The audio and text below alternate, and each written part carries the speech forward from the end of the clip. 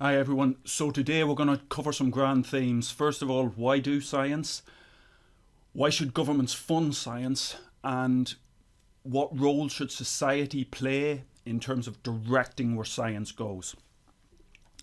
Before we get onto those grand themes, just a couple of housekeeping issues, as they say. So coursework marking, we're aiming to get the coursework marks back by November the 30th. We'll do our absolute utmost to get your marks back by then. The module questionnaire, this year we don't have separate SETs and SEMs, we just have an integrated module questionnaire. It's now available via Bluecastle. If you could sign in to Bluecastle, fill in the questionnaire, it would be really, really helpful. Just whatever feedback you can provide is very helpful in terms of steering the module, not just for this year, but for future years. Thank you. Okay, so we have had some changes and some confirmations since the last PPP session. Bit of a relief. You can see from Nature just a couple of days ago, scientists relieved as Joe Biden wins tight US presidential election. The new president has the opportunity to reverse 4 years of anti-science policies. We can look forward now to a period of much needed stability and support from Biden's administration. This side of the big pond, this guy who's a big fan of science, to be fair, I know he's got his critics, for good reason many times, but he's a big fan of science and he wants to push forward a very strong science agenda. And this is from a Times Higher Education article around about this time last year. Boris Johnson's most senior advisor appears to have big plans for the research community, but his scientist as hero vision may misunderstand the nature of modern scholarship. So Cummins is off the sort of traditional view of the lone genius driving forward science, because, you know, they're off the wall and they're outside the establishment, etc., etc., etc. And he wants to push forward that type of radical thinking. You know, aspects of that are, I think, well intended. I think the lone genius idea is not really a good description of how science is done. Science is intensely collaborative.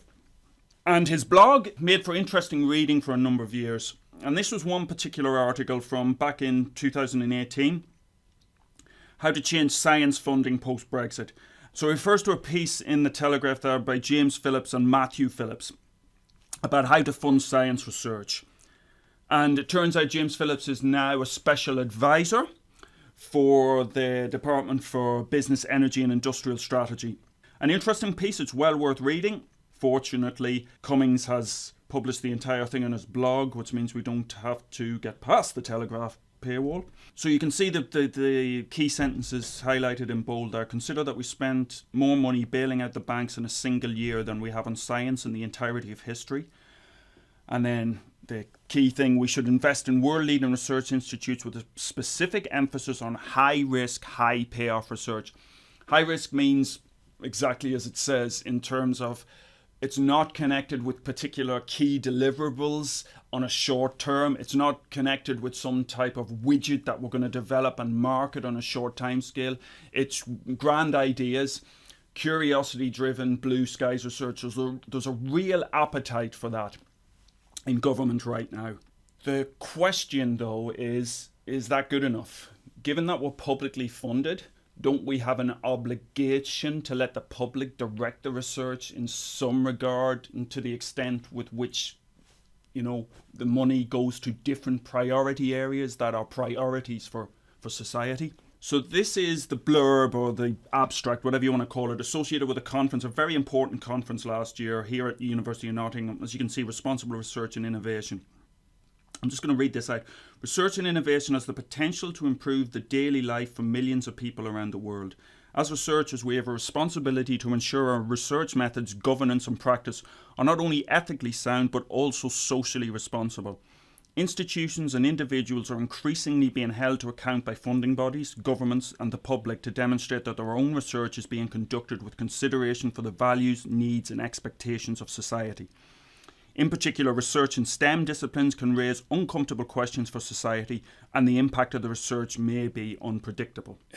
That unpredictability is a key aspect of research in many ways. As an extravagantly coiffured scientist a number of decades ago put it, if we knew what we were doing, we wouldn't call it research. That's overstating the case a little bit, but actually not too much, I would argue. So just before that conference last year, the PPP session focused on exactly those type of questions. Here's just two of the whiteboards.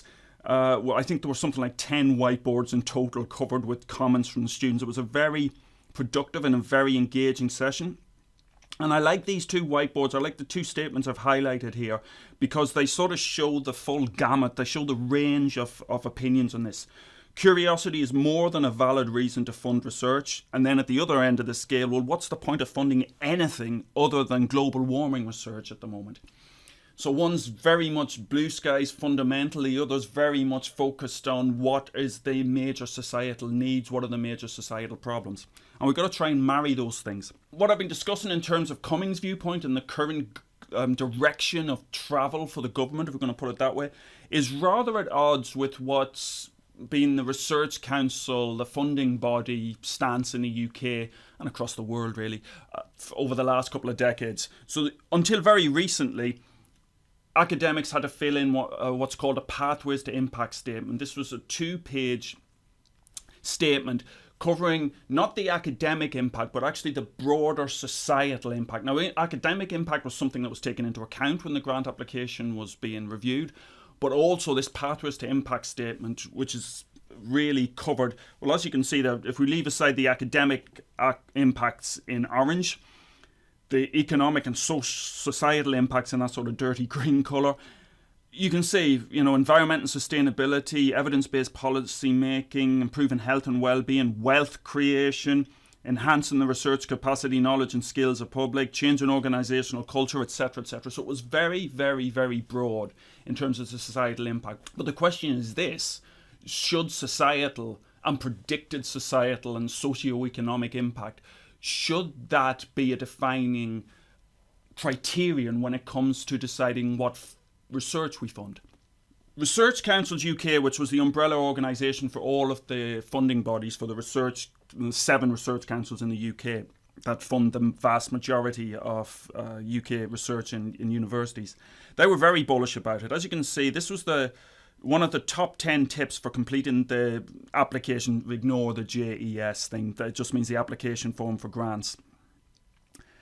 And right at the top, draft the impact summary very early in your preparation so that it informs the design of your research. Now, this is gone now, but it was there for many, many years, a decade or more. Is that something you agree with? Should we be putting these criteria, the societal impact, the socio-economic impact, up front? Should that be directing how we do our research, guiding us as we go along? Or should research be disinterested, not uninterested, disinterested, by which I mean as objective as possible, where you're not letting your goals at the end influence how you're doing your research? So the traditional argument from scientists regarding the value of curiosity-driven, fundamental, blue skies, basic, whatever you want to call it, research, is something known as the linear model of innovation, whereby you start with the basic research, and then from that flows the applied research, from that flows devices and applications, and from that in turn, if we're lucky, flows a product and a market, and there's a nice linear chain from basic discovery all the way to product in the marketplace. The problem with that is it's not a very accurate description of how basic research and applied research intermingle and integrate. Often, what can happen is that the application can precede the basic research. Thermodynamics is a really great example of this. It wasn't that we thought up or that, the zero, first, second law were discovered or theorized and then application developed from that. It was precisely the other way around. There were steam engines who wanted to understand how to make those steam engines more efficient, therefore gas laws, therefore statistical mechanics, therefore etc. So it's much more like a feedback loop where you've got basic driving applied, driving basic but driving applied. So this linear model is although it's useful in terms of, and has been historically useful for scientists when making arguments to government about the funding of basic research, it's not the most, as I say, accurate of models. If you want a lot more on more accurate models and a lot more in-depth thinking about innovation and how innovation works, how it connects to basic research, how it connects to funding of universities and funding of industry and funding of companies, etc., I cannot recommend a blog called Soft Machines enough. This is written by somebody called Richard Jones, who was at the University of Sheffield for many years and was the Pro-Vice Chancellor for Research and Innovation there until recently, and also recently he's moved to the University of Manchester. But his blog is really worth reading, and in fact had a major influence on Cummings as well, for good reason. If you go and read it, it's incredibly perceptive and incredibly detailed insights into just how all these various aspects of what they call the innovation ecosystem are linked together. Let me step back a little bit. This is Robert K. Merton. I'm including a photo there just because I think he looks rather like somebody called Tony Benn. I don't know how any of you are familiar with Tony Benn. Maybe if I do this it helps. But Merton came up with something called the norms of science, the defining characteristics of science. And that's what this KUDOS acronym stands for. So the first of those is communalism, or communism even. Results stemming from academic science should be public knowledge. Universalism, contributions should not be excluded on the basis of race, nationality, religion, social status, etc. Disinterestedness, and I've put this in bold because it's particularly key to the discussion we've been having and the rest of this video. Disinterestedness in the sense of not being completely uninterested, but disinterested in the sense that you're not letting your ultimate goal, you're not letting, well, I want to change the world with this, determine your research, because by doing that you build in bias, and very, very easily. If you've got a particular, very targeted goal, it's too easy to build in bias, hence disinterestedness. Originality, obviously, and skepticism, obviously, should underpin academia, and indeed, as we've discussed in terms of peer review, really peer review works best when we've got high degrees of skepticism, and there's a very high bar in terms of what can get through. Just on that subject of communism, here's a quote directly from Merton. Communism, in the non-technical and extended sense of common ownership of goods, is an integral element of the scientific ethos. The substantive findings of science are a product of social collaboration and are assigned to the community. I'm just going to stop there. I don't really need to read the rest of that. It's worth you reading it. But note that we've got something here which is public, and particularly if it's publicly funded, goes out to the public domain. Now that is very much at odds with a culture that's developed over the last N years, whereby it's much more proprietary, it's much more about holding on to that intellectual property and exploiting that intellectual property to the last. Not just industry, I must say. Universities have got this mindset now where they want to hold on to that intellectual property and exploit it. That's very different from this type of ethos. And John Simon, I particularly like Simon, so he's a condensed matter physicist who became a social scientist. And because he started off as a condensed matter physicist, it means we can read his stuff as physicists without, all the baggage that's associated, with the worst of social science. There's some very good social science, but there's some very poor social science as well, where it's all style over substance. With Simon, because he's coming from a condensed matter physics background, his aim is clarity, I would say. It's not to dress things up in very highfalutin language. It's to try and get to the nub of the matter. In this real science book, as it says there, John Simon compares the norms of industrial science with those of academic science, neatly encapsulating the inherent friction between the two cultures. So we can argue with those points one way or the other, and I hope we will in the session later on. But there's obviously a distinction between research that is driven either with societal goals in mind or with economic goals in mind, and science that is driven in terms of the pure curiosity, in terms of answering a question, however broad or however narrow that question may be. But it's more than that. That creates a real tension. And Simon pointed this out many years ago. This was back in the 90s. In effect, post-academic science tries to combine, often in the same individual, two modes of knowledge that are ethically incompatible. Disinterested science is essentially a moral enterprise sustained by a tacit ethos of mutual trust. This ethos is being fundamentally undermined by enforced cohabitation with instrumental research. By instrumental research, he means very directed, very applied research, very focused. So once we have this strong link between industry and academia, and we're allowing industry to set the research agenda, there are obvious issues that can arise. I can pick hundreds, thousands of different articles. Here's just a random sampling. This is from 14th of August 2018. Funders must be wary of industry alliances. Granting bodies have to do more to stop corporate money from distorting science.